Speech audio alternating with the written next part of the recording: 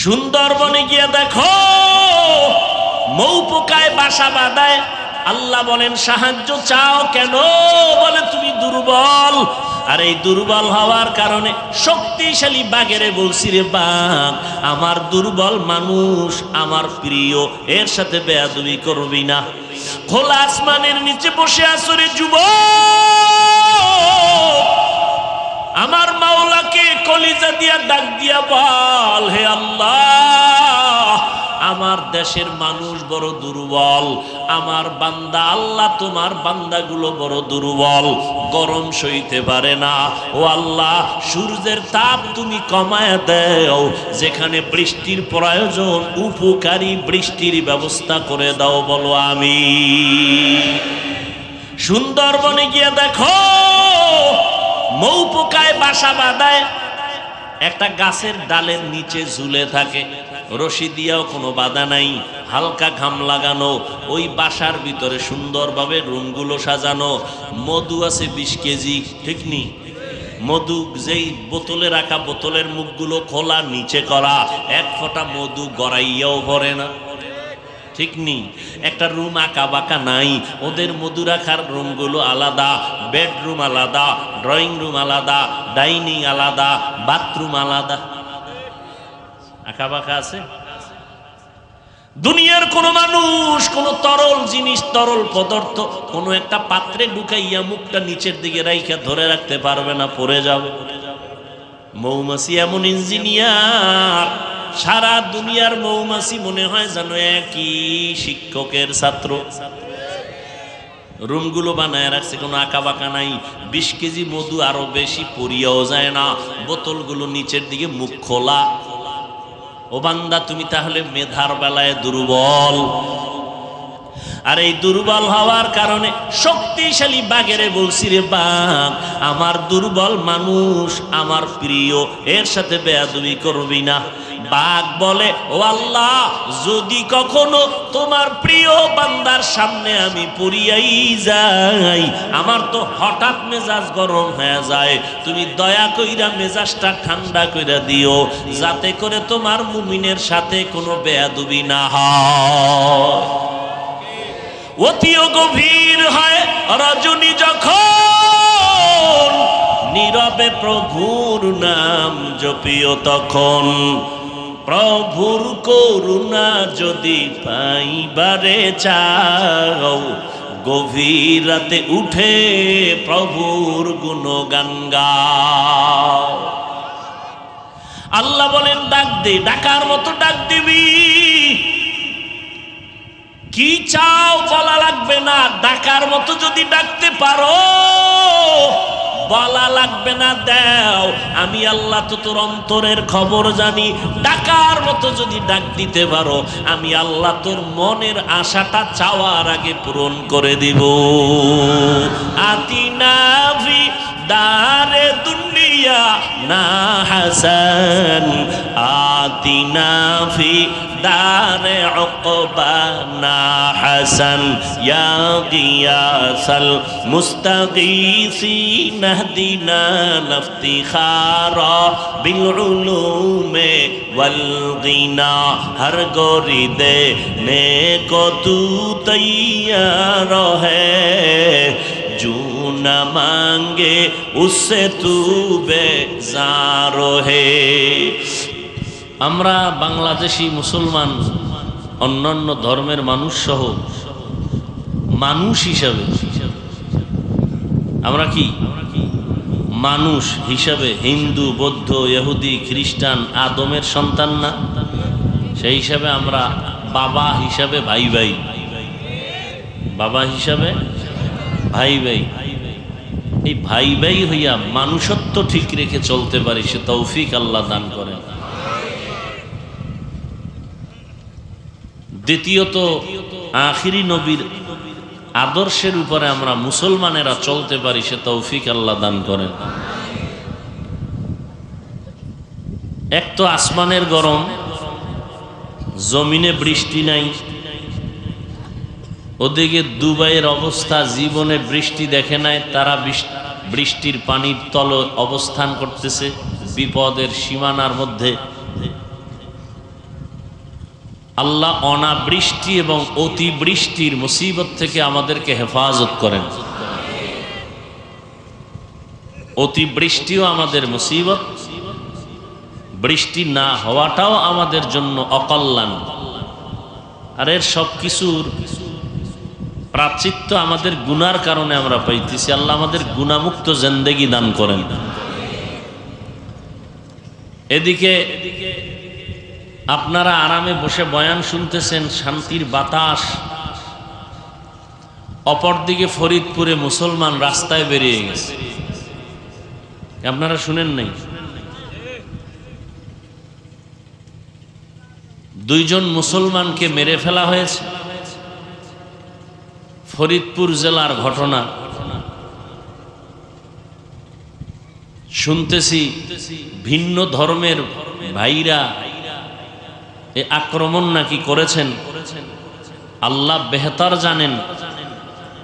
তবে দেশে আইন আছে, বিচার আছে। আল্লাহর কাছে আমরা বলি এবং সচেতন যারা দায়িত্বে আছেন দেশের, তাদের কাছেও আওয়াজটা দিতে চাই। যেই মুসলমান দুনিয়ার থেকে চলে গেছেন, আল্লাহ তাদেরকে শাহাদাতের মর্যাদা দান করেন। তার পরিবার যারা আছে দুনিয়াতে, তাদেরকে সবরে জামিল ইখতিয়ার করার তৌফিক দান করেন এবং সঠিক তদন্তের মাধ্যমে আমার প্রিয় মুসলিম ভাইদের আসল আক্রমণকারী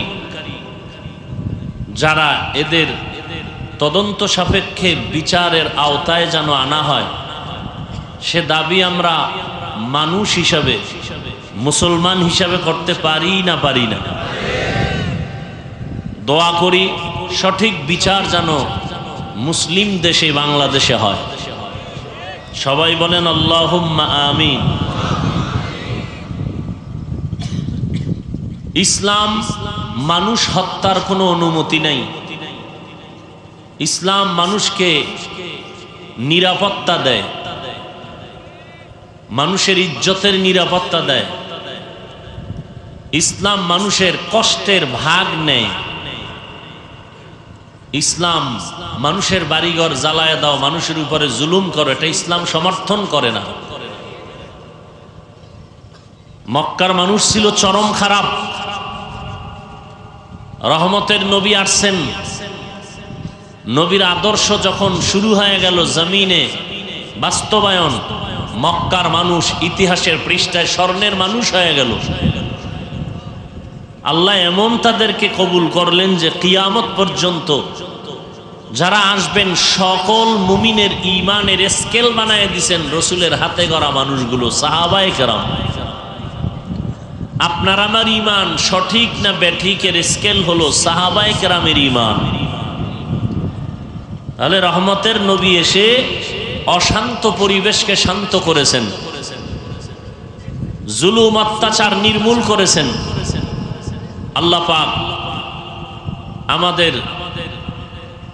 জুলুমের এই পথ থেকে সবাইকে হেফাজত করেন। অন্যদিকে ফিলিস্তিনের মুসলমানদের করুণ কান্নার আওয়াজ, কই তাদের ইফতারি, কই সাহারি, কই তাদের ঈদের আনন্দ। ইসরায়েলি জালেম সহ পৃথিবীর বিভিন্ন স্থানে মুসলমানের উপর আক্রমণ চালাচ্ছে।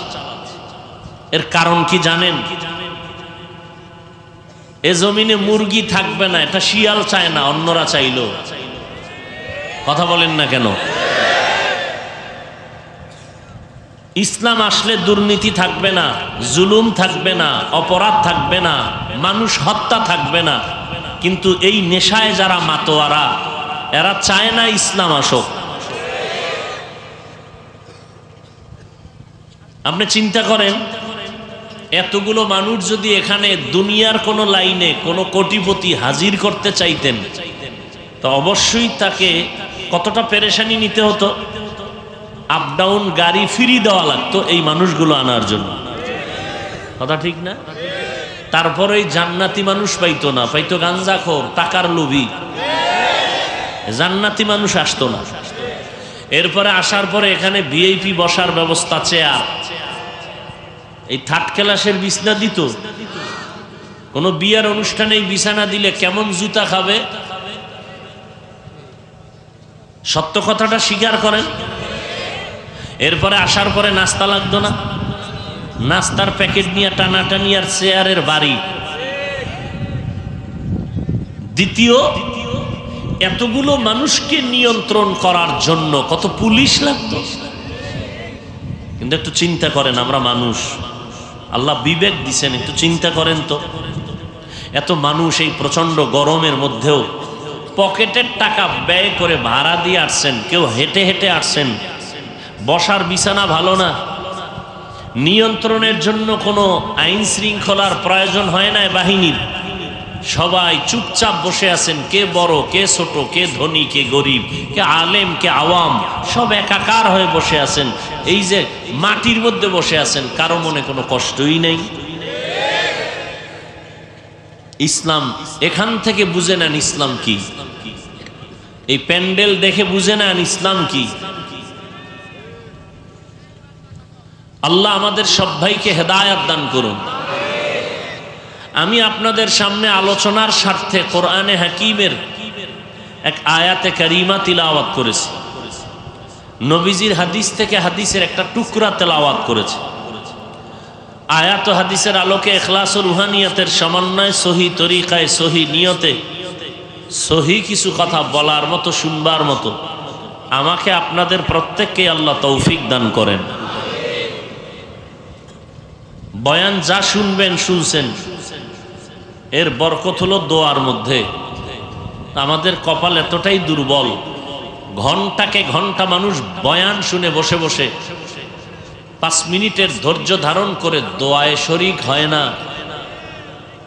অথচ আসল ফলাফল দোয়ার মধ্যে। আপনাদের থেকে একটু মতামত চাই, বয়ানি শুনে যাবেন না দোয়া করে যাবেন? আল্লাহ কবুল করেন। ইয়া আইয়ুহাল্লাযীনা আমানুস্তাঈনু বিস-সাবরি ওয়াস-সালাহ ইন্নাল্লাহা মা'আস-সাবিরিন। আল্লাহ বলেন, হে মুমিন, তোমরা সাহায্য প্রার্থনা করো সবর ও সালাতের মাধ্যমে, নিশ্চিত আল্লাহ সাবিরিনদের সাথেই থাকেন। কি বুঝলেন? আল্লাহ সাবিরিনদের সাথে কতক্ষণ? কতক্ষণ?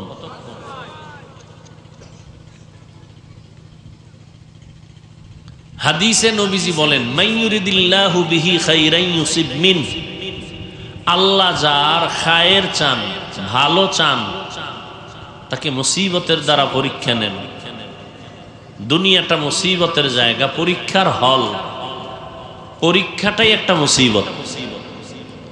ওয়ালানাবলুওয়ান্নাকুম বিশাইইম মিনাল খাউফি ওয়াল জুই ওয়া নাকসিম মিনাল আমওয়ালি ওয়াল আনফুসি ওয়াস সামারাত ওয়া বাশশিরিস সাবিরিন।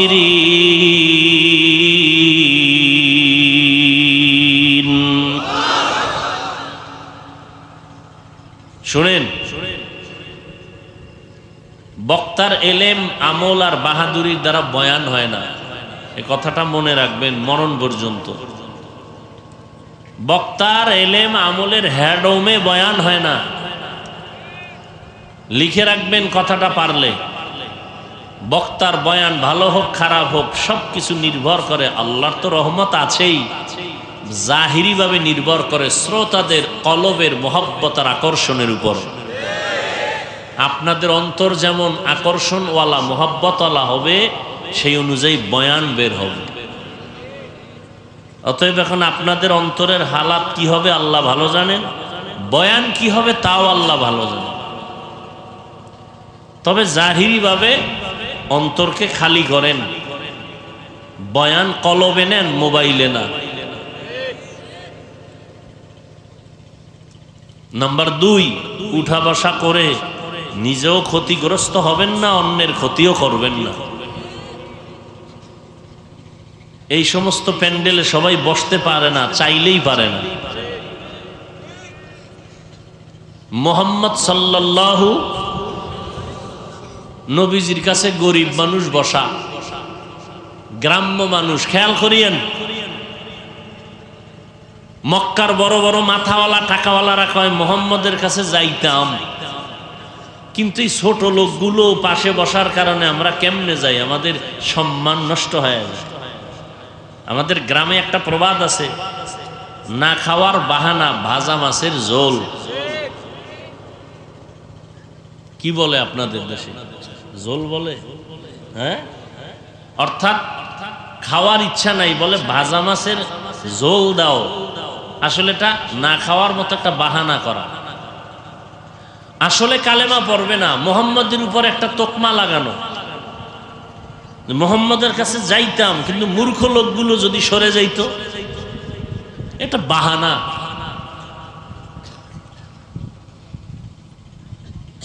এই সমস্ত প্যান্ডেলে সবাই বসতে পারে না তো। কতজনে চিন্তা করবে আমি কত দামি মানুষ, মাটিতে বসবো। আল্লাহ যাদের কবুল করেন তারা বসতে পারেন। অতএব ধৈর্যের সাথে একটু খেয়াল করে কথা শুনেন। তো বয়ান ভালো হোক খারাপ হোক, রহমত কার? এটা বাতিনি, জাহিরি ভাবে করণীয়, উঠা করবেন না। দ্বিতীয়ত দিল থেকে দোয়া মোহাব্বতের সাথে কথা শুনবেন।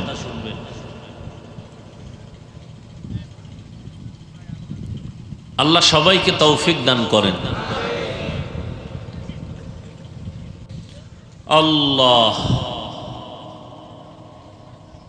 আয়াতের মাধ্যমে আল্লাহ পাক মুমিনকে দুইটা আদেশ দিয়েছেন। আদেশ দিয়েছেন সাহায্য চাও, প্রার্থনা করো।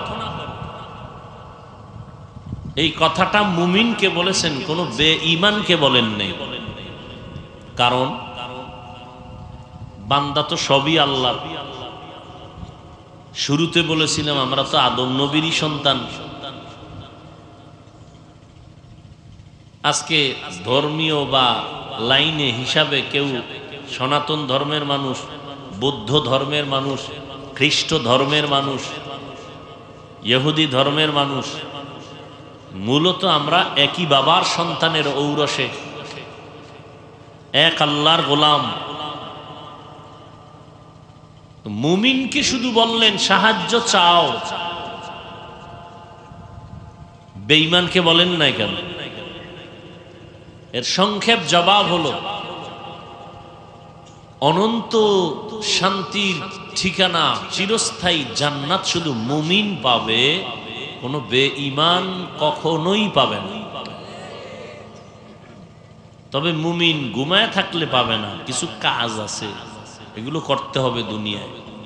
দুপুরে বাসায় গিয়ে যদি ইলিশ মাছ দিয়ে খেতে চান খানা, সকালবেলা ইলিশ মাছ ব্যবস্থা করে আপনার রাঁধুনির কাছে পৌঁছাতে হবে।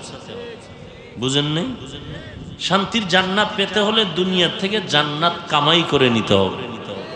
কিন্তু দুনিয়া এমন একটা নাপাক জায়গা, চোখ ঘুরাইলেই শুধু অপরাধ আর অপরাধ। চোখের গুনাহ, হাতের গুনাহ, কানের গুনাহ, অন্তরের কল্পনার গুনাহ। এর মধ্য থেকেই জীবনকে পবিত্র রেখে জান্নাতের টিকিট নিয়ে কবরে যেতে হবে। এজন্য আল্লাহ বলেন 5টা জিনিসের দ্বারা আমি মুমিনকে পরীক্ষা করব। তবে ওই মুমিন পাশ করতে পারবে যার মধ্যে একটা পুঁজি থাকবে। যার মধ্যে ওই পুঁজিটা থাকবে না, সে মৃত্যু পর্যন্ত পরীক্ষায় কামিয়াব হতে পারবে না। পরীক্ষায় পাশ করা এক জিনিস, কামিয়াব হওয়া আর এক জিনিস। সে পুঁজি কি? আল্লাহ বলেন ধৈর্য। পুঁজির নাম কি? ধৈর্য। ধৈর্য কাকে বলে? মসজিদে আজান হচ্ছে, এক যুবক বিড়ি টানতেছে, তার একজনে বলে চলো ভাই নামাজে চলো। বলে ভাই কি নামাজ টামাজ পড়বো, আমি পেরেশান হয়ে আছি। কিসের পেরেশানি? বলে কবরে আমি একা কেমনে থাকবো। এই পেরেশানিতে আমি ব্যস্ত, কিসের নামাজ?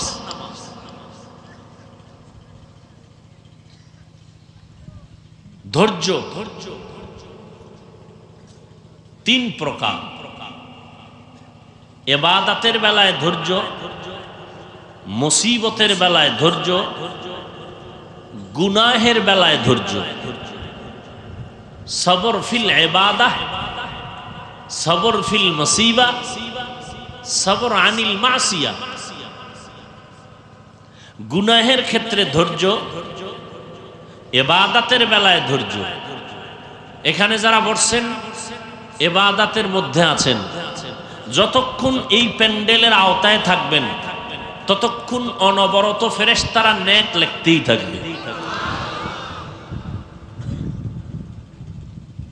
এখন অনেকের ধৈর্য হবে না, উঠে যাবে, ধৈর্য নাই। যার ধৈর্য নাই সে সফলতা অর্জন করতে পারবে না। ধৈর্যের উপরে বয়ান। আল্লাহ আমাদের সবাইকে সাবিরিনদের অন্তর্ভুক্ত করে দিন। আয়াতের মধ্যে আল্লাহ সাহায্য চাইতে বলেছেন। কাদেরকে? মুমিনকে। মুমিনকে বললেন কেন? জবাব দিয়ে দিছি। এখন প্রশ্ন, সাহায্য চাইব কেন? নাম্বার 2, সাহায্য চাই যদি চাইতে হয় কার কাছে চাইব? নাম্বার 3, সাহায্যটা কোন পদ্ধতিতে আমি চাইব? এলাকায় চেয়ারম্যান আছে না, গরিব, এই কথার জবাব দেন, গরিব আছে না? এখন আপনার প্রতিষ্ঠান আছে বা এলাকায় গরিব আছে, সামনে ঈদ, এখন আপনার 1 মণ চাল লাগে, ডাল লাগে, তো চেয়ারম্যানের বললে হয়তো পাওয়া যাবে। এখন চেয়ারম্যান আপনার এলাকায় আসছে, সামনে দিয়া কলারটা ধরে টান দিয়ে যদি কোন চেয়ারম্যান সাহেব 5 মিনিটের মধ্যে 1 বস্তা চাউলের ব্যবস্থা করে দিবেন, চেয়ারম্যান দিবে? এই চাওয়াটা কি আদব না বেয়াদবি? তাহলে চাওয়ার মধ্যেও আদব আছে না নেই? তাহলে সাহায্য কেন? এক প্রশ্ন। সাহায্য কিভাবে? দ্বিতীয় প্রশ্ন। সাহায্য কার থেকে? তৃতীয় প্রশ্ন। অনেকে জবাব কিন্তু দিয়া ফেলাইছেন তালে তালে, সাহায্য আল্লাহর থেকে নিব। হ্যাঁ, আল্লাহর থেকে যদি এই মুসলমান সাহায্য নিত, এ জমিনে কোনো সুদের এনজিও থাকতো না।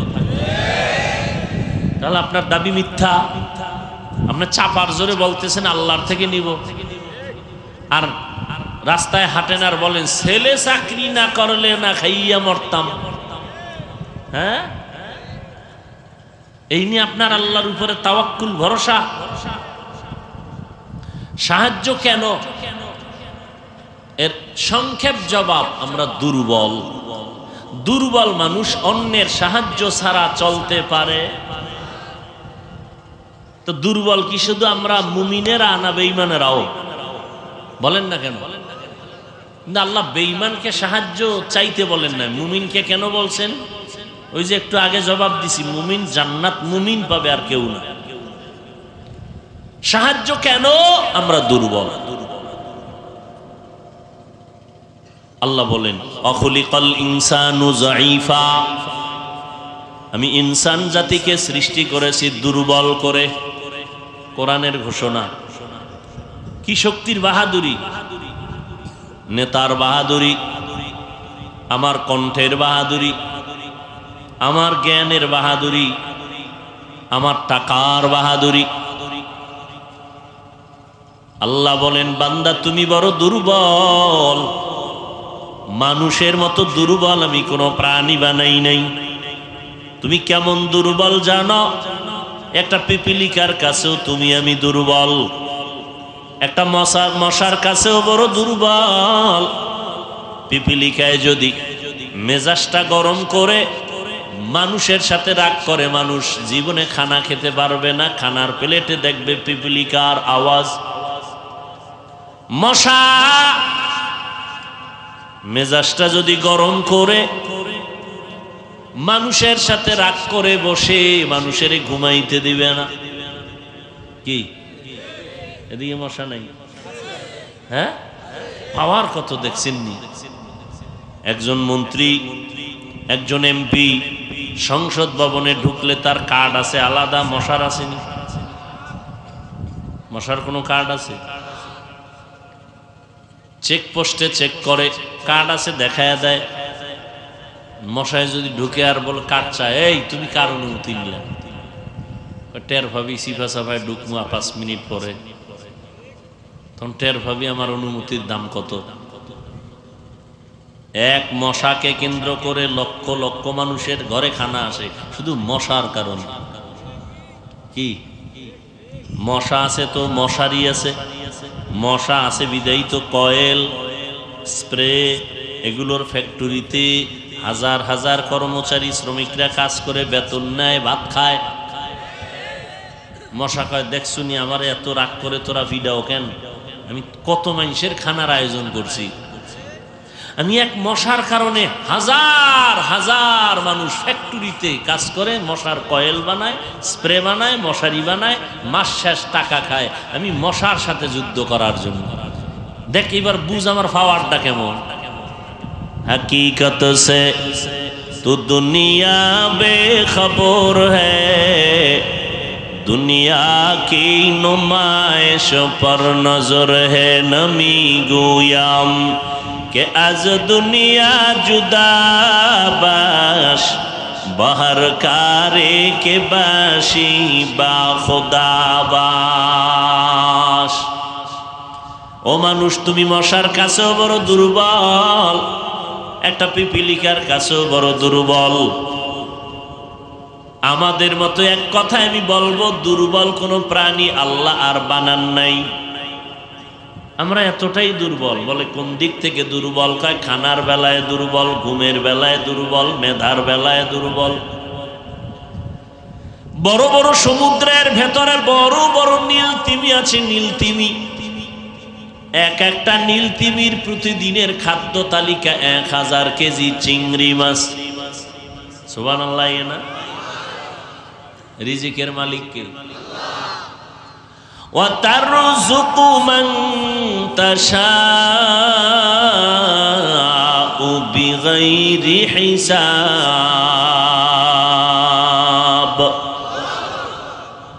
জঙ্গলে হাজারো লাখো প্রাণী না খাইয়া মরছে, সমুদ্রে একটা নীল তিমির প্রতিদিনের খানা 1000 কেজি।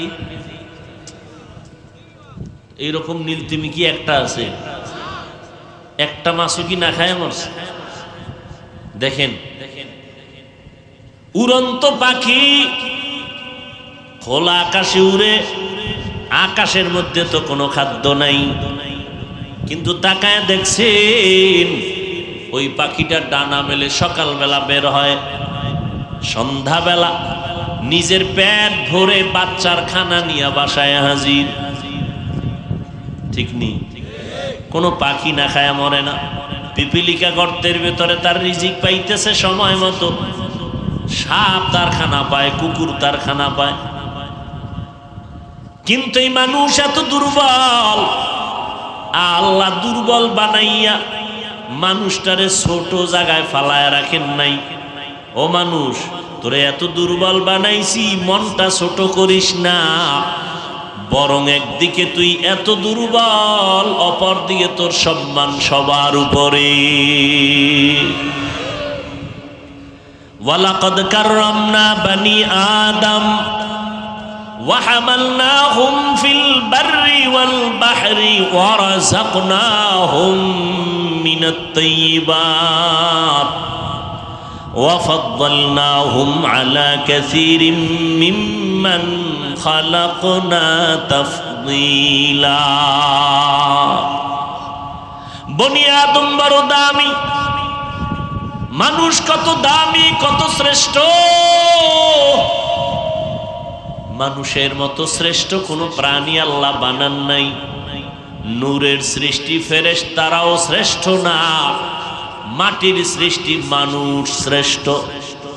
ঠিক নেই? আগুনের সৃষ্টি জিনেরাও শ্রেষ্ঠ না, মাটির সৃষ্টি মানুষ শ্রেষ্ঠ। সংক্ষেপে দুই কথায় জবাব, মানুষের মতো দুর্বল যেমন কোনো প্রাণী আল্লাহ বানান নাই, আবার এই মানুষের মতো দামি কোনো প্রাণী আল্লাহ বানান নাই। মানুষের মতো দামি আর কোনো প্রাণী আছে? ফেরেশতার দাম বেশি না মানুষের দাম বেশি? বুঝেন, ভালো করে বুঝেন। মানুষের দাম এত বেশি কেন? শক্তি বেশি? আল্লাহ কয় না, তুই দুর্বল, পিপিলিকার কাছেও দুর্বল, কিসের তোর শক্তি? তাহলে তুমি খাইতে পারো বেশি, এই জন্য তোমার দাম। কয় না না, মানুষ কি খায়? ঢাকা চিড়িয়াখানা লেখা আছে একটা বাঘের প্রতিদিনের খাদ্য 17 কেজি গোশত। কয় কেজি? আপনাদের এই অঞ্চলে আসেনি 3 বেলায় 17 কেজি মারবে? আছে? বাঙালি না পারলেও ধাক্কা ধাক্কিটা কম করে না। কি খাই খাই জিন্দিগির চেয়ারম্যান কি? আর মামলা হামলা তো এই জিন্দিগির জন্যই। কারে মারবে, কারে খাবে, কে ছোট বানায় কারে বড়, নিজে বড় হবে। পরিণাম ফল বড় খারাপ। আল্লাহ পাক বলেন তুমি খানার বেলায় দুর্বল। জমিন একটা পাহাড় আছে, কোহে কাফ, ওই পাহাড়ের মধ্যে একটা প্রাণী বসবাস করত, নাম হলো সিমর্গ। ওই প্রাণীটার প্রতিদিনের খাদ্য তালিকা 40টা মোটা তাজা হাতি। সুবহানাল্লাহ। কে খাওয়ায়?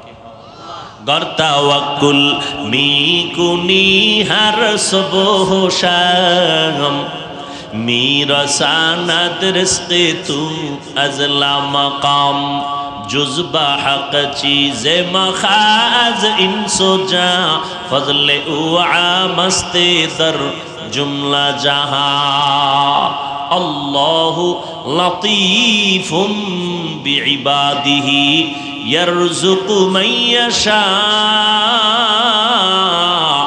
व हुवल क़वियुल अज़ीज़। এই গরিবেরা, সুদ খাইতে দৌড়াও কেন? লোন উঠাও কেন? ধনী কি মানুষ বানায় না আল্লাহ বানায়? কথা বলেন।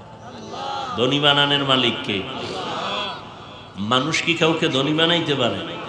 মানুষের কাছে যদি ধনী বানানোর চাবি থাকতো, আমাকে হুজুর গো কব তো আগে ফকির বানায় দিত। কি আল্লাহ বলেন আমি মানুষকে ধনী বানাই কারণ আমি শ্রেষ্ঠ ধনী। ইয়া আইয়ুহান নাস আনতুমুল ফুকারাউ ইলাল্লাহ ওয়াল্লাহু হুয়াল গানিয়্যুল হামিদ।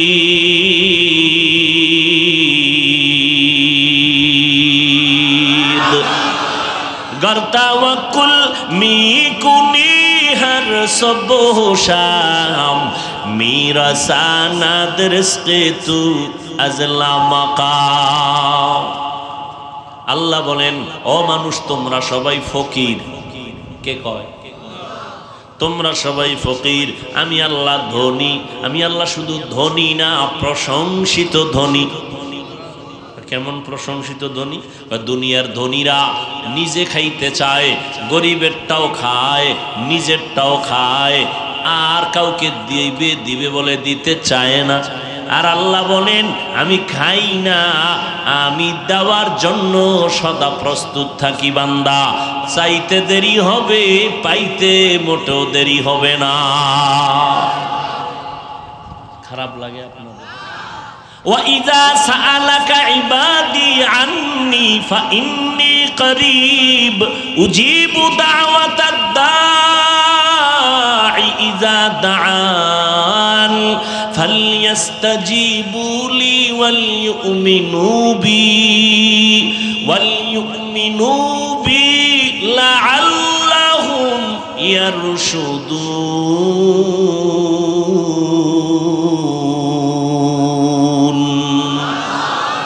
কালামে জিন্দা কুরআনে হাকিম হিকমতে উ লা ইয়াজাল সুতু কদিম জামিউল ইলম ফিল কুরআনে হাকিম তাকাসারাত আনহু ফাহামুর রিজালি।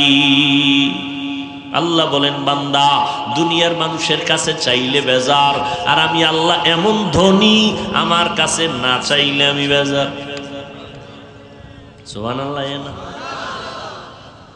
দুনিয়ার মানুষ দিব দিব বলে দেয় না, দরজা খুলে খুলে খুলে না, আর আমি আল্লাহ কেমন দয়ার মালিক, আমি দেওয়ার জন্য দরজা খুলে রাখছি।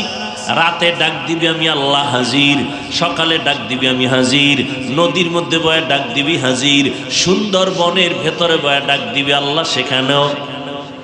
কথা বলেন না কেন? অতিও গভীর হয় রজনী যখন, নীরবে প্রভুর নাম জপিও তখন। প্রভুর করুণা যদি পাইবারে চাও, গভীর রাতে উঠে প্রভুর গুণগান গাও। আল্লাহর কাছে চাওয়ার একটা টাইম আছে। ও বান্দা, 24 ঘন্টা আমার আল্লাহ বান্দারে ডাকে। বান্দা আল্লাহকে ডাকেন 24 ঘন্টা। ফজরে আমরা আল্লাহরে ডাকি, জোহরে আল্লাহরে ডাকি, মাগরিবে ডাকি, এশায়ে ডাকি, আসরে ডাকি। কারে ডাকি? আল্লাহু আকবার, হাইয়া আলাস সালাহ, হাইয়া আলাল ফালাহ। আল্লাহকে ডাকি, রবের গুণগান গাই। আল্লাহ কয় এমন একটা টাইম আছে, ওই সময় বান্দা আল্লাহরে ডাকে না, বরং আল্লাহ বান্দাকে ডাকে। আল্লাহ বলেন ডাক দে, ডাকার মতো ডাক দিবি। কি চাও বলা লাগবে না, ডাকার মতো যদি ডাকতে পারো বলা লাগবে না, দাও। আমি আল্লাহ তো তোর অন্তরের খবর জানি। ডাকার মতো যদি ডাক দিতে পারো, আমি আল্লাহ তোর মনের আশাটা চাওয়ার আগে পূরণ করে দিব। আতিনা ফি দারে দুনিয়া না হাসান, আতিনা ফি দারে উকবা না হাসান, ইয়া গিয়াসাল মুস্তাগীসিন নাহদিনা লফতিখারা বিল উলুমে ওয়াল গিনা। হর গরিদে নেকো তু তৈয়ার হ্যায়, जो न मांगे उससे तू बेजार है। খোলা আসমানের নিচে বসে আসরে যুবক, আমার মাওলাকে কলিজা দিয়া ডাক দিয়া বল, হে আল্লাহ, আমার দেশের মানুষ বড় দুর্বল, আমার বান্দা আল্লাহ তোমার বান্দাগুলো বড় দুর্বল, গরম সইতে পারে না। ও আল্লাহ, সূর্যের তাপ তুমি কমায় দাও, যেখানে বৃষ্টির প্রয়োজন উপকারী বৃষ্টির ব্যবস্থা করে দাও। বলো আমি। উপকারী বৃষ্টি চাই না ক্ষতির বৃষ্টি চাই? খুব বলতেও কিন্তু সাবধান, খুব সাবধান। ইয়া আইয়ুহাল্লাযীনা আমানুস্তাঈনু বিস-সাবরি ওয়াস-সালাহ। আল্লাহ বলেন সাহায্য চাও কেন? বলে তুমি দুর্বল, খানার বেলায় দুর্বল, ঘুমের বেলায় দুর্বল, চলাফেরার বেলায় আমরা দুর্বল, আমরা খুব জ্ঞানী, এই জন্য মনে হয় বড়। কয় না, তোমার আমার জ্ঞান, আমার জ্ঞানের তুলনায় আপনারটা কম, আপনার তুলনায় আমারটা কম। কথা ঠিক না? একজনে কোরআন শরীফ পড়তে পারে আর একজনে পারে না। যে পারে না তার তুলনায় বড়। আবার যে কোরআন শরীফ পড়তে পারে তর্জমা পারে না, যে তর্জমা পারে তার কাছে সে ছোট, যে তর্জমা পারে সে বড়, যে তর্জমা পারে তাফসীর পারে না, যে তাফসীর পারে সে বড়, যে পারে না সে ছোট। ঠিক নি? ও আল্লাহর বান্দারা, মেধার বেলায় আমরা বড় দুর্বল। ইঞ্জিনিয়ারিং পাশ করিয়া বিল্ডিং বানায় আঁকা বাঁকা হয়ে যায়নি? কিন্তু নজর করিয়া দেখ মৌমাছি কেমন ইঞ্জিনিয়ার। সুন্দরবনে গিয়া দেখো মৌ পোকায় বাসা বাঁধায়, একটা গাছের ডালের নিচে ঝুলে থাকে, রশি দিয়েও কোনো বাধা নাই, হালকা ঘাম লাগানো, ওই বাসার ভিতরে সুন্দরভাবে রুমগুলো সাজানো, মধু আছে 20 কেজি, ঠিক নি? মধু যেই বোতলে রাখা, বোতলের মুখগুলো খোলা, নিচে করা, এক ফোঁটা মধু গড়াইয়াও ভরে না, ঠিক নি? একটা রুম আঁকা বাঁকা নাই, ওদের মধু রাখার রুমগুলো আলাদা, বেডরুম আলাদা, ড্রয়িং রুম আলাদা, ডাইনিং আলাদা, বাথরুম আলাদা। আঁকা বাঁকা আছে? দুনিয়ার কোন মানুষ কোন তরল জিনিস, তরল পদার্থ কোন একটা পাত্রে ঢুকাইয়া মুখটা নিচের দিকে রাইখা ধরে রাখতে পারবে না, পড়ে যাবে। মৌমাছি এমন ইঞ্জিনিয়ার, সারা দুনিয়ার মৌমাছি মনে হয় যেন একই শিক্ষকের ছাত্র। রুমগুলো বানায় রাখছে, কোনো আঁকা বাঁকা নাই। 20 কেজি মধু, আরো বেশি পরিয়াও যায় না। বোতলগুলো নিচের দিকে মুখ খোলা। ও বান্দা, তুমি তাহলে মেধার বেলায় দুর্বল। আগের দিনের বৈজ্ঞানিকরা যত কিছু আবিষ্কার করেছে, ইদানিং কালের বৈজ্ঞানিকরা বলে তাদের থিওরি ভুল। আমার মনে আছে মে মাসের 7 তারিখ, কি মাসের? মে মাসের 7 তারিখ কোন এক সালে ঘোষণা করছিল কিয়ামত হবে, কিয়ামত। মে মাসের কয় তারিখ? 5 তারিখ। 5 তারিখ না, পেস লাগাইন না কিন্তু। 5 মে গেছে, হেফাজতের কি লাগিল, কিয়ামত হবে ঘোষণা দিছিল, হইছিল? কথা বলেন না কেন? ওদিন থেকে সবাই তওবা করছে। এখন আর কয় না হবে, এখন বলে হতে পারে, হতে পারে। এখন আর গ্যারান্টি দিতে পারে না, ভয়। তাহলে আমরা মানুষ মেধার বেলায় দুর্বল, খানার বেলায় দুর্বল, ঘুমের বেলায় দুর্বল। তাহলে আমগো দাম এত বেশি কেন? দুর্বল হওয়াটাই সম্মান হওয়ার কারণ, ঠিক না? ঠিক তো কইয়া লাইলেন, কেমনে এটা তো আর কইতে পারবেন না, খালি তাল মিলাইতেছেন। ঘরের মধ্যে সন্তান আছে, খেয়াল করবেন ভাই বোন আছে না নাই? বড় ছেলে বড় মেয়ে, এর মধ্যে আছে একটা শিশু বাচ্চা, বাবু, ঠিক নি? ওই বাবুটারে সবাই আদর করেনি? কথা বলেন না কেন? করে। বিদেশ থেকে বাবা আসছে, শপিং নিয়ে আসছে, জামা কাপড় স্ত্রীর জন্য। 5-7-8 বছর পরে আসছে মালয়েশিয়া থেকে, কানাডা থেকে, কুয়েত থেকে, সৌদি আরব থেকে, আমেরিকা থেকে, অনেক কিছু নিয়ে আসছে না? এই যুগে যা কিছুই আনুক, আকর্ষণীয় হাদিয়া কি? মোবাইল। বউয়ের জন্য একটা মোবাইল, নিজের জন্য আনছে 90,000 টাকার একটা অ্যান্ড্রয়েড মোবাইল। নিজের মোবাইলটা বের করে আলাদা টেবিলে রাখছে। মায়ের মোবাইলটা স্ত্রীর হাতে দিছে। এখন বড় ছেলেও আছে, মেয়েও আছে, ছোট বাচ্চাও আছে। বড় ছেলে 8 বছর পর বাবারে ভাইয়া খুশি। এখন ওই জামা কাপড় যাই আছে, নজর ওদিকে নাই, সব ওই টেবিলে মোবাইলের প্যাকেটের দিকে। বড় ছেলেটা গিয়া প্যাকেটটা ধরছে, এমন সময় বাবায় চোখ দুইটা গরম করছে। সন্তান অভিমান কইরা অন্য রুমে গেছে, চুপচাপ শুইয়া রইছে। কি ব্যাপার?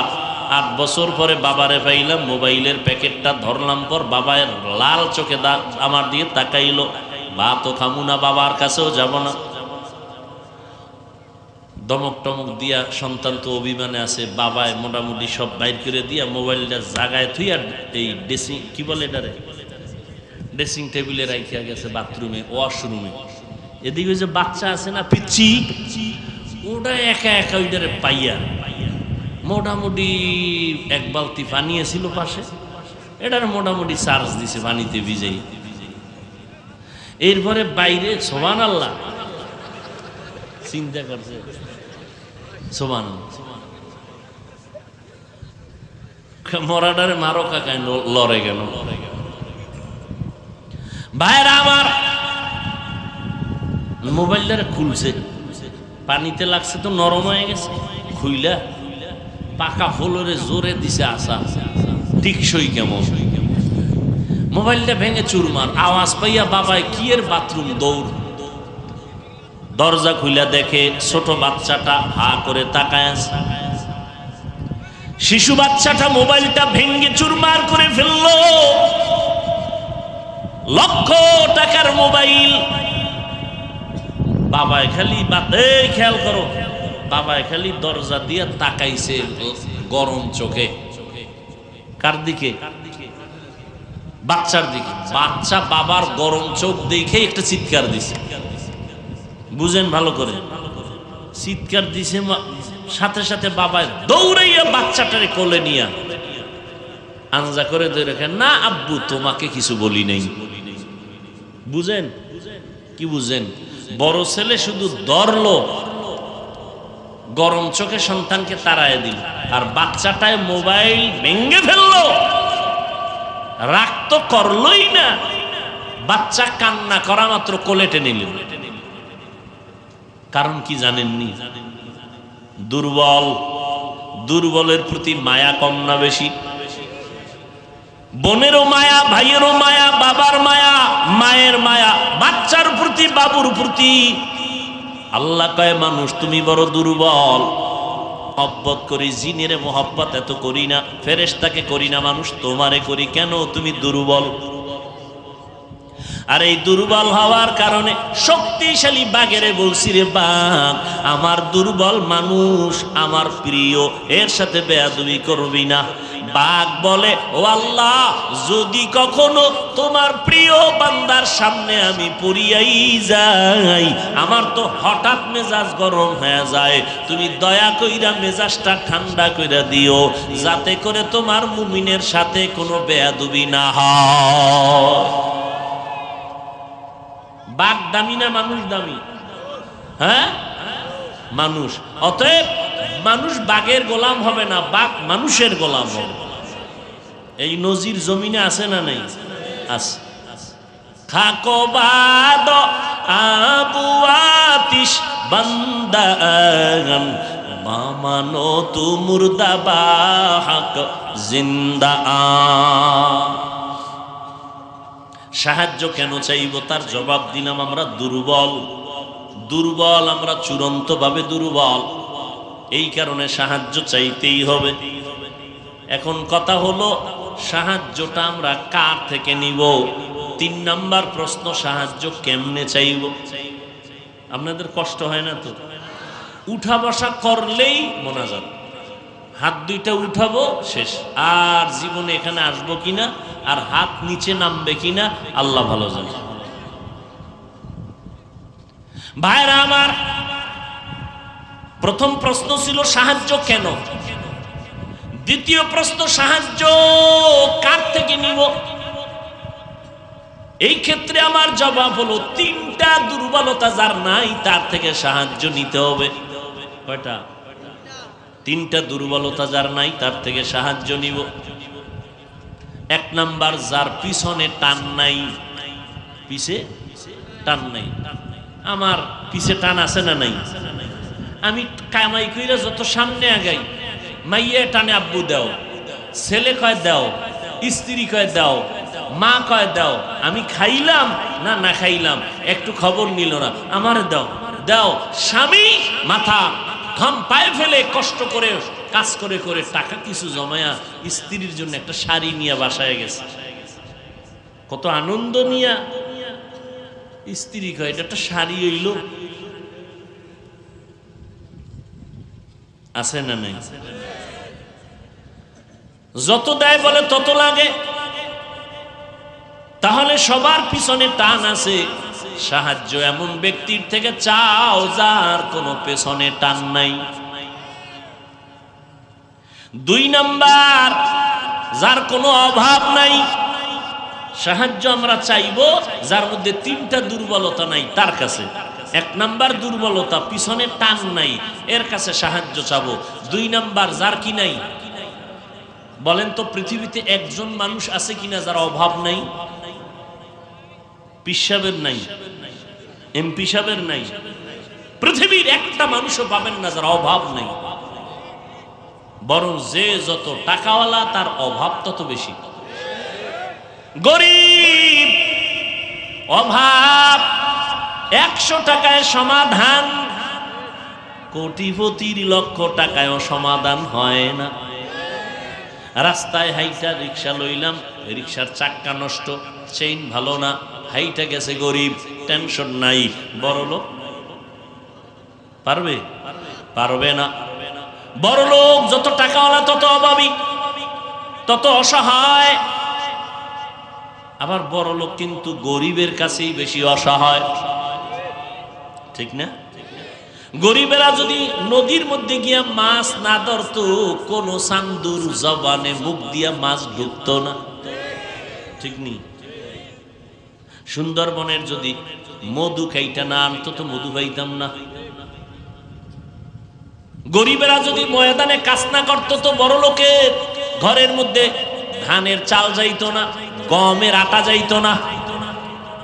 গাধার মতো কষ্ট করে গরিব, আর বড় লোকেরা জুলুম করে গরিবের সাথে বেশি, ঠিক নেই? গরিবেরা যদি বড় লোকের গাড়ি না চালায় বড় লোক চলতে পারে না, ঠিক নেই? গরিবেরা যদি বড় লোকের ঘরে কাজ না করে তাহলে 5 তলা বিল্ডিং টাইলস করা, মোজাইক করা গরুর গোয়াল ঘর হয়ে যাবে। বাথরুম পরিষ্কার করে দেয় গরিব, জুতা মুছে দেয় গরিব, ঠিক নেই? যে যত বড় তার অভাব তত বড়। পৃথিবীতে অভাব ছাড়া কোনো মানুষ নাই। 3 নাম্বার দুর্বলতা, যার কোনো স্বার্থ নাই। কি নাই? কি ঝামেলা? কোন ঝামেলা? ডিস্টার্ব করেন কেন ভাইরা আমার? আরেকটু সামনে যাব না শেষ করে দিব? 3টা দুর্বলতা নাই। 1 বললাম যার পিছুটান নাই, 2 নাম্বার যার কোনো অভাব নাই, 3 নাম্বার দুর্বলতা যার কোনো স্বার্থ নাই। কি নাই? আচ্ছা বলেন তো, দুনিয়াতে একটা লোক যার স্বার্থ নাই আছে? আমি 2 জন পাইছি। কয়জন? 2 জন। একজন পাইছি আব্বা জান আর একজন আম্মা জান। 2 জন পাইলাম আব্বা জান আম্মা জান, যাদের কোনো স্বার্থ নাই। কিন্তু দুঃখ,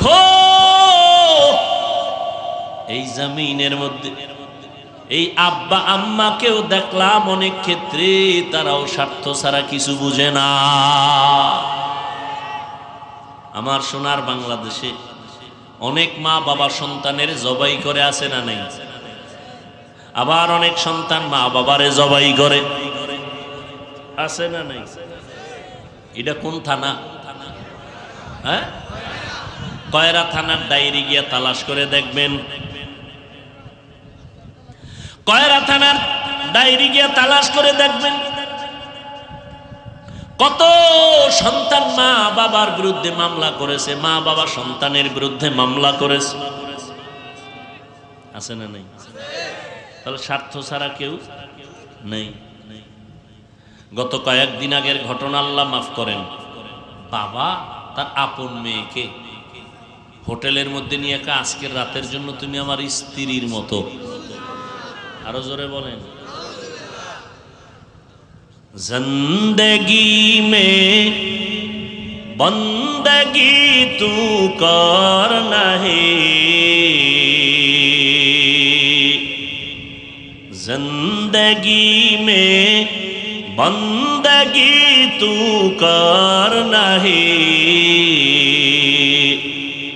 जिंदगी बे बंदगी शर्मिंदा है, जिंदगी बे बंदगी शर्मिंदा है। दुनिया में हो दुनिया का तलबगार न हो, बाजार से गुजर हो खरीदार न हो, दुनिया में हो दुनिया का तलबगार न हो, बाजार से गुजर हो खरीदार न हो। ये दुनिया एक मिसल कागज फूल है, ये दुनिया एक मिसले कागज फूल है, जिंदगी में बंदगी तू कर नहीं, जिंदगी में बंदगी तू कर नहीं,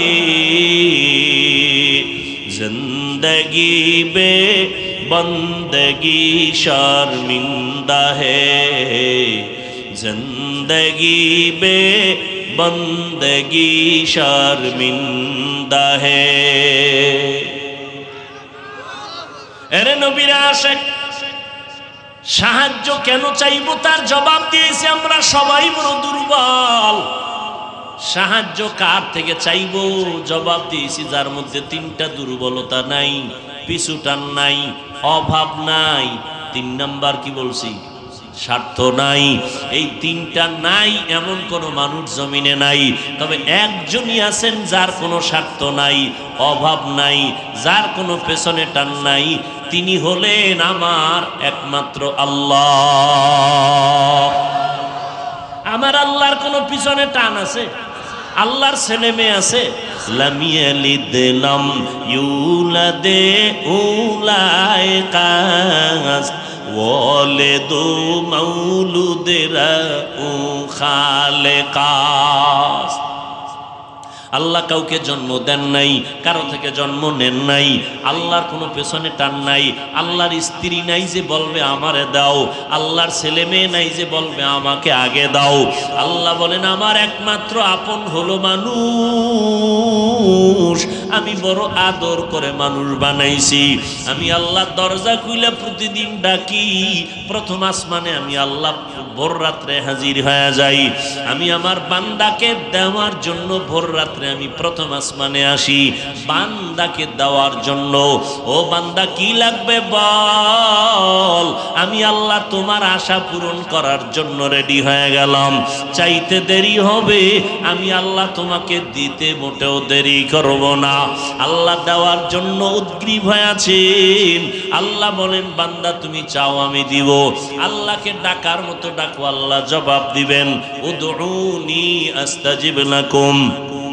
আল্লাহ তাআলা দেওয়ার জন্য আল্লাহ প্রস্তুত হয়ে থাকেন। আল্লাহর পেছনে কোনো টান নাই, আল্লাহর কোনো অভাব আছে নাকি? নাই। আল্লাহ পাক বলেন আমি আল্লাহ হলাম শ্রেষ্ঠ ধনী, আমি প্রশংসিত ধনী। ও আল্লাহর বান্দারা, আল্লাহর কোনো স্বার্থ পর্যন্ত নাই। আল্লাহ পাক বলেন আমার স্বার্থ আমার গোলাম, আমার বান্দা যা চাইবে আমি দেওয়ার জন্য রেডি হয়ে গেলাম। অতএব এতক্ষণ আলোচনার দ্বারা কি বুঝলাম? সাহায্য লাগবে, এটা ছাড়া চলা যাবে না। তবে কার থেকে সাহায্য চাইব? তার জবাব হলো আল্লাহর কাছে সাহায্য চাইব।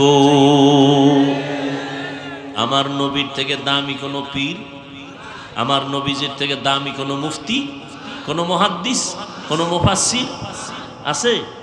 কোনো দার্শনিক? কেউ নাই। আমার নবী সমস্ত মাখলুকতের মধ্যে শ্রেষ্ঠ, ঠিক তো? এবার বলেন তো আমার নবীর হায়াত কত ছিল? 63 বছর হায়াত। আমার নবীর এই হায়াতে নবীর কিছু প্রয়োজন হইলে কার কাছে চাইতেন? আল্লাহর কাছে।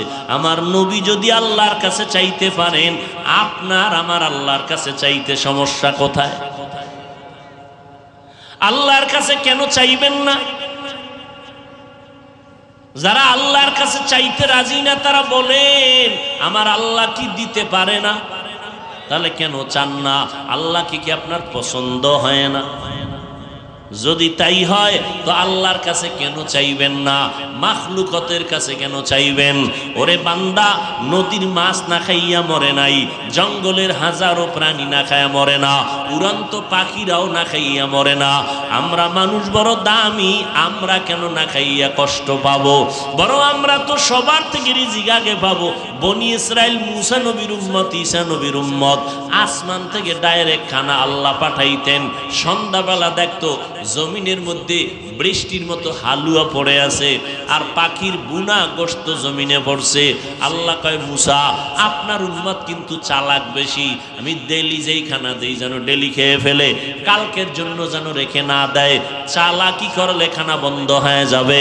উম্মতেরা খানা পাইয়া মজা লাগছে, চিন্তা করছে পরে পাই আর না পাই, কিছু খাইয়া আগামীকালকের জন্য রাইখা দিছে। আসমান থেকে আসা বন্ধ হয়ে গেছে।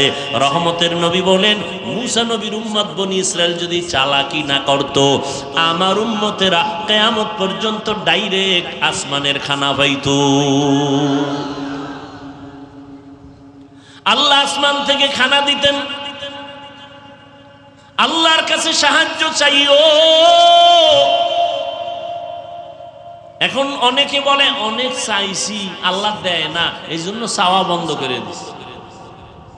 আল্লাহর কাছে অনেক চাইছি দেয় না। ও আল্লাহর বান্দারা কেমনে চাইবেন? আমি শুরুতেই বলেছিলাম চেয়ারম্যান সাহেবের কাছে যদি কোনো বরাদ্দ চান নিয়ম আছে না?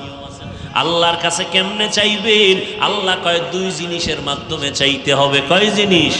এক নাম্বার জিনিসের নাম ধৈর্য, দুই নাম্বার হলো নামাজ।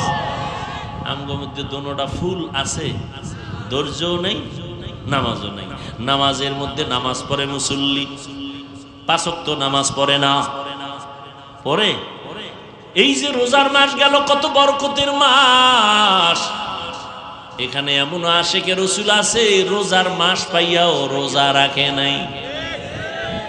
কিছু কিছু কুলাঙ্গারেরা বলছে ঘরের মধ্যে কি ভাতের টান আছে, রোজা রাখবো কেন? আমরা কি ভাতের টানে রোজা রাখছি? আমরা তো আল্লাহর মহব্বতে রোজা রাখছি, ঠিক নেই? আবার একদল আশিকে রাসূল এই মাঠে আছে, রোজার মাস রোজা রাখছে, তারাবির নামাজ পড়ে নাই, ভিআইপি মুসলমান নাই। আবার একদল তারাবি পড়ছে ঠিক, পুরা 20 রাকাত পড়ে নাই। আছে না নাই? কেউ আপনি পুরাটা পড়েন না কেন? কয় ওমরে ফারুক রাসূলের সাহাবীর সাথে ঘুমের ভিতরে আমার একটু ঝগড়া লাগছিল। কারণ 20 রাকাত তারাবি হযরত ওমর রাদিয়াল্লাহু তাআলা আনহু সাহাবায়ে কেরামদের মিটিং করিয়া এরপরে সিদ্ধান্ত নিয়ে চালু করেছিলেন মসজিদে নববীতে জামাতের সাথে। ভাইরা আমার, এখানে যে এত মানুষ, খেয়াল করবেন এত মানুষ, এমন আশিকে রাসূল এখানে আছেন আজকের ফজর পড়ে নাই, জহুর পড়ে নাই, আসর পড়ে নাই, মাগরিব পড়ে নাই, এশাও পড়ে নাই। এরা চিল্লাইতেছে হুজুর বয়ান বাড়ায় কইরেন, দরকারে ফজরও পড়ুন না। কেন? কয় নামাজ না পড়লেও আমাদের দিল পরিষ্কার। আমরা গাঁজা খাইলেও কোনো টেনশন নেই, নেশা পান করলেও আমাদের দিল পরিষ্কার। এরে যুবক, কয়দিন আর বাহাদুরি করবি? এমন একটা দিন নাই যুবকের লাশের খবর নাই। পানির নিচে যুবকের লাশ, ঘুমের বিছানায় যুবকের লাশ, গাড়ির চাকার তলে যুবকের লাশ। কয়দিন আর বাহাদুরি করবারে বাবা? ও যুবক আল্লাহর গোলাম, তুমিও মুসলমান, আমিও মুসলমান, তোমার আল্লাহ আমার আল্লাহ এক, তোমার নবী আমার নবী এক নাকি আলাদা? তোমার আমার কোরআন, ধর্ম, কালেমা, কাবা সব এক। দুনিয়াতে আসছি সিস্টেমও নাকি আপনারা লঙ্গি পরে আসছিলেন? সিস্টেমও এক। বিদায় বেলা কাফনের কালার হবে তাও নাকি? তাবলিগ ওয়ালাদের কাফনের কালার একরকম, চরমনায় ওলাদের কালার আর এক রকম। হ্যাঁ, কে ধনী, কে গরিব, কে আলেম, কে মূর্খ, কে ইমাম, কে মুক্তাদি, কে ডাক্তার, কে রোগী, কাফনে ঢুকার পরে সবার বাহাদুরি শেষ। না কাফনের উপরে লেখা থাকবে বড় হুজুরের লাশ, সব একাকার হয়ে যাবে। কাফনের কালারও এক, কবরের সাইজও হবে। কবরে রাখার পরে বিদায় হওয়ার পরে প্রশ্ন হবে 3টা, তাও এক। আমাকে যেই প্রশ্ন আপনাকেও সেই প্রশ্ন, বেঈমানেরও সেই প্রশ্ন। প্রশ্ন 3টা, রবের পরিচয় দাও, ধর্মের পরিচয় দাও, রাহমাতুল লিল আলামিনের পরিচয় দাও। ও যুবক বাবারা, তোমার আমার আল্লাহ এক, নবী এক, কোরআন এক, কাবা এক, ধর্ম এক, কালেমা এক, কিন্তু আজকে বাবা দেখো, আমি টুপি মাথায় না দিলে লজ্জা লাগে, আর তুমি কেমন মুসলমান যে তুমি টুপি মাথায় দিতে লজ্জা লাগে। আমি মসজিদে না ঢুকলে লজ্জা পাই, আর তুমি মসজিদে ঢুকতে লজ্জা পাও। আমি পর্দা না করলে লজ্জা পাই, তুমি পর্দা করতে লজ্জা পাও। আমি মদিনার পোশাক না পরলে লজ্জা লাগে, তুমি মদিনার পোশাক পরতে বড় লজ্জা পাও। আসলে কারণটা কি? আমার আল্লাহর আযাবের ভয় তোমার অন্তরে নাই। সাহাবায়ে কেরাম জান্নাতের টিকেট দুনিয়ায় পাইয়াও মরণ পর্যন্ত কান্না কান্না কান্না। তাদের ইলম কত বেশি, আমল কত সুন্দর, তাকওয়া কত সুন্দর, ইখলাস কত সুন্দর। জান্নাতের গ্যারান্টি পাইয়াও তারা কান্না বন্ধ করেন নাই। তাদের তুলনায় আপনার আমল নাই, ইলম নাই, কোনো ইখলাস নাই। সেই তুলনায় আমগো কান্না করে করে মরিয়া যাওয়ার কথা। অথচ এত বয়ান, তাবলীগ ওয়ালাদের বয়ান, পীর সাহেবদের বয়ান, জুমার দিন খতিব সাহেবদের বয়ান, এরপরও কান্না নাই। যদি কেউ কান্না করে, কিছু নেমো খারামেরা তাকায় তাকায় হাসে আর কয়, দেখ লজ্জা নাই কেমনে কাঁদে। অথচ আল্লাহ কোরআনে বলেন, ফালিয়াজহাকু কালিলাও ওয়ালিয়াবকু কাসীরা, কম হাসো, বেশি বেশি কান্না করো। কান্নার এত দাম, এত ফজিলত। মদিনার নবী বলেন, গাভীর ওলান থেকে দুধ বের করিয়া ভেতরে যেমন ঢুকানো সম্ভব না, যারা আল্লাহর আযাবের ভয়ে গুনার কথা স্মরণ করিয়া এক ফোঁটা চোখের পানি ছেড়ে কান্না করবে, আল্লাহর নবী বলেন ওই কান্নাওয়ালা বান্দা বান্দিকে জাহান্নামে ঢুকানো সম্ভব না। এ যুবকেরা, আমিও তোমার মতো প্যান্ট শার্ট টাই লাগাইয়া দাড়ি কাইটা যদি রাস্তায় মাস্তানি করতাম, কেউ আমারে বাধা দিত না। কারণে মাথায় গরম লাগে, তোমার থেকে কম বুঝি না। দাড়ির কারণে যৌবনের ভাব চলে যায়, তোমার থেকে কম বুঝি না। লম্বা জামাটা পরার কারণে শরীর গরম লাগে, তোমার থেকে কম বুঝি না। এরপরও কেন নামাজ সারি না, বেপরদায় চলি না। আবার পাও ধইরা ধইরা কত বিনয়ের সাথে তোমাকে বুঝাইতেছি রে বাবা। এ আল্লাহর বান্দারা, কারণটা কি? একমাত্র কারণ আমার আল্লাহর কোরআন সত্য, নবীর কথা সত্য রে বাবা। এক জাররা পরিমাণ গুনাহ নিয়া যদি কবরে যায়, আল্লাহর কোরআন সত্য, নবীর হাদিস সত্য। আল্লাহ বলেন, ইন্নাল আবরারা লাফি নাঈম ওয়া ইন্নাল ফুজ্জারা লাফি জাহিম। নেক আমলওয়ালারা জান্নাতি, গুনাহ যারা করবে তারা জাহান্নামের যাত্রী। আমার মায়ার নবী আম্মা জান আয়েশা রাদিয়াল্লাহু তাআলা আনহার ঘরে বসে বসে কান্না করেন। আম্মা জান বলেন, ইয়া রাসূলুল্লাহ, আপনি কাঁদেন কেন? মায়ার নবী যার কোনো গুনাহ নাই, সেই নবী বলেন, আয়েশা, হাসরের ময়দানে ভয়ঙ্কর অবস্থার কথা মনে পড়ে আমার কান্না শুরু হয়ে গেল। আম্মা জান আয়েশা বলেন, নবী, কেমন ভয়ঙ্কর হবে হাসরের মাঠটা? আমার মায়ার নবী বলেন, এই জমিনটা হবে কিয়ামতের মাঠ, আর আল্লাহ পাক রব্বুল আলামিন সমস্ত মানুষগুলো হাজির করবে, সব উলঙ্গ নারী পুরুষ উলঙ্গ দাঁড়াবে। জমিনটা সমান, একদিকে সূর্যের গরম, বৈজ্ঞানিকরা বলে 9,30,00,000 মাইল উপরে সূর্য, সেই সূর্যটা দিনে ছিল, রাতে নাই। এরপরও কিন্তু গরম সহ্য করা যায় না। আর হাসরের ময়দানে সূর্য যখন নিচে নেমে আসবে, আল্লাহ বলবে, সূর্য তোর যত তাপ আছে জমিনের মধ্যে সারিয়া দে। এমন তাপ শুরু হবে, গুনাহগার গুলো সহ্য করতে পারবে না। মাথার মগজগুলো টাস টাস করিয়া ফাটিয়া যাবে। অন্যদিকে জাহান্নামের আওয়াজ, জাহান্নামের আওয়াজ। আল্লাহ পাককে বলবে, আল্লাহ, গুনাহগার গুলো, বেনামাজি গুলো কই, আমার পেটে দাও, আমার পেটে বড় ক্ষুধা, বেনামাজি গুলো আমার পেটের মধ্যে দাও। আল্লাহ বলবে, জাহান্নাম অপেক্ষা কর, বিচারটা শেষ করে তোর পেটের খানা দিতেছি। নবী বলেন, অন্যদিকে আমার আল্লাহ রাগান্বিত একটা আওয়াজ দিবেন, লিমানিল মুলকুল ইয়াউম লিল্লাহিল ওয়াহিদিল কাহ্হার। আল্লাহ পাক রাগান্বিত আওয়াজ দিয়া বলবেন, হাসরের ময়দানের আজকে রাজত্ব কার? নবী বলেন, ও আয়েশা, আল্লাহ যখন রাগান্বিত হয়ে আওয়াজটা দিবেন, হাসরের ময়দানটা থরথর করে কেঁপে উঠবে, মানুষগুলো পাগলের মতো দৌড়াইতে থাকবে। একদল উম্মতেরা ইব্রাহিম নবীর কাছে গিয়া বলবে, আমাকে একটু সুপারিশ করেন, সহ্য করতে পারি না আযাব, সূর্যের গরম।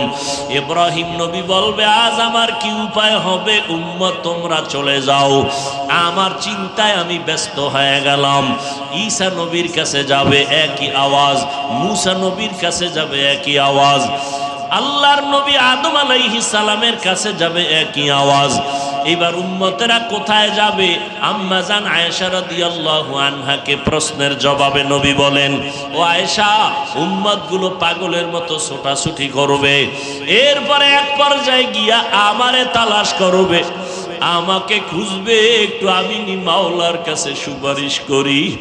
আমার নবীর প্রশ্নের কথার জবাবে আম্মা জান আয়েশা বলেন, ইয়া রাসূলুল্লাহ, উম্মতেরা আপনাকে কোথায় তালাশ করে পাবে? আল্লাহর নবী বলেন, আয়েশা, আমাকে তালাশ করতে করতে গিয়া দেখবে আমি মাওলার সামনে মাকামে মাহমুদে সিজদায় পড়ে কান্নায় অবস্থায় বেহুশ, আমি কান্না করতে থাকবো সেজদায় পড়িয়া।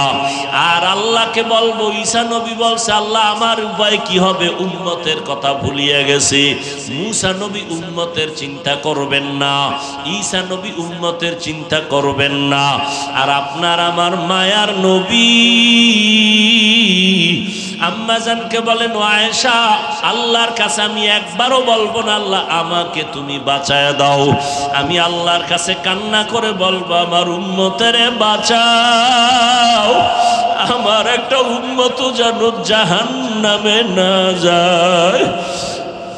জাহান্নামের এক সেকেন্ডের গরম আমার উম্মতেরা সহ্য করতে পারবে না। ও আল্লাহ, আমার উম্মত গুলোরে তুমি বাঁচাও। আম্মা জান আয়েশাকে নবী বলেন, আমার কান্না দেখে আমার মাওলার কুদরতি অন্তরে মায়ার জোশ আসিয়া পড়বে। আল্লাহ বলবে, নবীজি মাথা উঠান, আপনি কান্না করবেন না, আপনার উম্মত গুলো আপনি ধরে ধরে জান্নাতের পথে নিয়ে যান। আম্মা জান আয়েশা বলেন, নবী আপনি তখন কি করবেন? আল্লাহর নবী বলেন, ও আয়েশা, আমি তখন আমার উম্মত গুলো ধরে ধরে ধরে ধরে বাসিয়া বাসিয়া আমি জান্নাতের পথে নিয়ে হাউজে কাউসারের পানির কিনারায় লাইনে দাঁড় করাবো। আম্মা জান আয়েশা রাদিয়াল্লাহু আনহা বলেন, ও নবী, কোটি কোটি কোটি মানুষের মধ্যে আপনি কেমনে চিনবেন আপনার উম্মত কারা? মূসা নবীর উম্মত, ঈসা নবীর উম্মত থাকবে, ইব্রাহিম নবীর উম্মতেরা থাকবে, আপনার উম্মত কেমনে চিনবেন? আল্লাহর নবী বলেন, আমার ওই উম্মত যারা 5 বেলার নামাজ ওযু বানাইয়া আদায় করত, কিয়ামতের ময়দানে কোটি মানুষের সামনে আমার উম্মতের ওযুর অংশগুলো নূরের আলোতে ঝলমল করতে থাকবে। আমি আমার উম্মতগুলো ধরে ধরে কাউসারের কিনারায় নিয়ে যাব। হাউজের থেকে আমি নবীর নিজ হাতে আমার উম্মতের পানি পান করায় পিপাসা নিবারণ করব। কিছু উম্মতেরা এখনো বাকি, হঠাৎ মাঝখানে পর্দা পড়ে যাবে। আমি বলবো, ফেরেশতারা পর্দা দিলা কেন? ফেরেশতারা বলবেন, ইয়া রাসূলুল্লাহ, এই উম্মতগুলো দুনিয়ার থেকে আপনি বিদায়ের পরে আপনার সুন্নতের জবাই করেছে, নিজেও নামাজ পড়ে নাই, অন্যেরা নামাজ পড়তো তাও পছন্দ করে নাই, নিজেও পর্দা করে নাই, অন্যেরা পর্দা করতো তাও পছন্দ করে নাই, নিজেরা টুপি পরে নাই, অন্যেরা টুপি পরতো তাও পছন্দ করে নাই, নিজেরাও জিকির করে নাই, অন্যেরা আল্লাহর জিকির করত তাও পছন্দ করে নাই, নিজেরা পাগড়ি পরে নাই, অন্যরা নবীর পাগড়ি পরত তাও পছন্দ করে নাই। নবী তখন বলেন, আমি এই কথা শুই না উম্মতের তারাইয়া দিয়া বলবো, সহকান সহকা লিমান গাইয়ারা মিন বাদি, ও উম্মত বেআমলওয়ালা বেনামাজিরা দূর হইয়া যাও, আমি তোমাদেরকে উম্মত বলে স্বীকার করব না। তখন আমার আল্লাহ বলবেন, ফেরেশতারা এদেরকে ধরিয়া জাহান্নামের শিকল লাগাইয়া বাঁধো, টেনে টেনে জাহান্নামের আগুনের দিকে নিয়ে যাও। ও আমার কলিজার যুবক বাবারা, আমি একবারও কিন্তু চিল্লাইয়া বয়ান করিয়াও বলি নাই পাঁচকল্লি টুপি মাথায় দাও, স্কুল ছাড়ো, কলেজ ছাড়িয়া মাদ্রাসায় যাও, না হয় জান্নাত পাইবা না, একবারও কিন্তু বলি নাই। বরং আমি বলে গেলাম, ও যুবক বাবারা, স্কুলে পড়ো বাধা নাই, কলেজে পড়ো বাধা নাই, চাকরি করো বাধা নাই, ব্যবসা করো বাধা নাই, ডাক্তার হও দোয়া করি, ইঞ্জিনিয়ার হও, প্রফেসর হও, তবে আমার অন্তরের দাবি বেয়াদব হইও না। তোমার আচরণে যেন কোনো আলেম কষ্ট না পায়, তোমার ব্যবহারে যেন মা বাবা কষ্ট না পায়, তোমার ব্যবহারে যেন এলাকার মুরব্বীরা কষ্ট না পায়। আল্লাহর কাছে একটা আদর্শ ডাক্তার হওয়ার দোয়া করো, আদর্শবান ইঞ্জিনিয়ার হইয়া জীবনটা ধন্য করো। আর এই আদর্শবান হতে হলে মা বাবার দোয়া ছাড়া আগাইতে পারবা না। যতই বাহাদুরি করি না কেন, ওই মা বাবার চোখের পানি আর দোয়া ছাড়া এই চেয়ারে আমি বসতে পারি নাই। ওই মা বাবার চোখের পানি আর দোয়ার কারণে তুমি পরীক্ষায় ভালো নাম্বার পেয়েছো। ওই মা বাবার চোখের পানি আর দোয়ার কারণে তুমি আজকে টাকার মালিক, বাড়ি গাড়ির মালিক, সম্মানের মালিক। ওই মা বাবার চোখের পানি ছাড়া তুমি সম্মান পাও নাই। ওই মা বাবারে কষ্ট দিও না রে যুবক। ওই মা বাবার দোয়া নিয়ে সামনে আগাও। পেছনে যদি অপরাধ করিয়া থাকো, মনে মনে আমার আল্লাহকে ডাকো আর বলো, হে মালিক,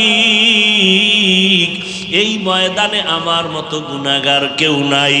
আমার গুনার কারণে আমার হাত না পাক, চোখ না পাক, জিহ্বা না পাক, অন্তর না পাক। আমার মা বাবা আপনজনেরা কেউ আমার গুনার খবর জানে না। ও আল্লাহ, কত নামাজ ছাড়লাম, বেপরদায় চললাম, কত গুনাহ করলাম, জবান দিয়ে কত গুনাহ করলাম। আজকে তওবা করতেছি আর নামাজ ছাড়বো না, মা বাবারে কষ্ট দিব না, ওলামায়ে কেরামের বিরোধিতা করে গুনাহগার হব না, নবীজির তরিকা মানিয়া চলবো, মা বাবার দোয়া নিয়া চলবো, আল্লাহর হুকুম মানিয়া চলবো। হায়াতের মালিক আমার আল্লাহ, রিজিকের মালিক আমার আল্লাহ, সম্মানের মালিক আমার আল্লাহ। ও এলাকার মুসলমানেরা, ও যুবক বাবারা, মা বাবার দোয়া নিয়ে সামনে আগাও। পর্দার আড়ালের মা বোনেরা, আপনারা কত ধন্য নারী। এই স্টেজে কত ছাত্রের মাথায় পাগড়ি দিলাম, তারা কোরআনে হাফেজ হয়ে গেল। এদের মা বাবাদের জীবন কত ধন্য। ও পর্দার আড়ালের আম্মা জানেরা, আপনি একটা সন্তানকে আদর্শ ডাক্তার বানায় যান, কোরআন পড়ায়া ইঞ্জিনিয়ার বানায় যান। আপনার সন্তান আপনি মরিয়া গেল কোরআন পড়ে পড়ে দোয়া করবে। আল্লাহর কাছেও দোয়া করেন, স্বামীর মাল হেফাজত করেন। ও যুবক বাবারা, তোমার মতো যুবক স্কুলে পড়ে, কলেজে পড়ে, 5 বেলার নামাজ ছাড়ে না, তুমি কেন পারবা না রে বাবা? তোমার মতো যুবকরা আবার পুলিশ বিডিআরের চাকরি করে, নামাজ ছাড়ে না, তুমি কেন পারবা না রে বাবা? তোমার আমার মতো কত যুবক নদীতে মাছ ধরে, নামাজ ছাড়ে না, তুমি কেন পারবা না? তোমার আমার মতো কত যুবক সন্তান। আল্লাহ পাক আমাদের সবাইকে কবুল করেন। আলহামদুলিল্লাহি রাব্বিল আলামিন, والصلاة والسلام على سيد الأنبياء والمرسلين